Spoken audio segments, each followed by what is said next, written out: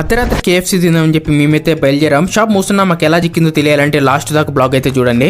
అర్ధరాత్రి దయ్యాలు పార్టీ చేసుకునే టైంలో మాకు కూడా నిద్ర రాక నేను మా అన్న ఫ్రెండ్స్ కలిసి అలా బయటికి టీ అన్న తాగుదామని చెప్పి బయటికి అయితే వచ్చాము.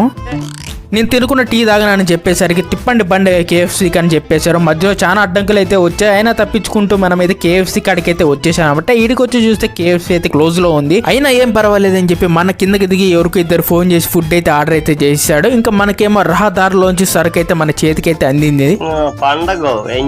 మీరు అనుకోవచ్చు మా సిటీలో 1కి 2 కూడా చిక్కుతాయి బ్రో అని, కానీ ఇది ఒంగోలు బ్రో. ఇక్కడ 11 తర్వాత మంచిలు చిక్కేదే కష్టం. అదే సిటీలో అయితే మళ్ళీ హైవేలోకి వెళ్తే కొంచెం డాబాలో అది కథ వేరే.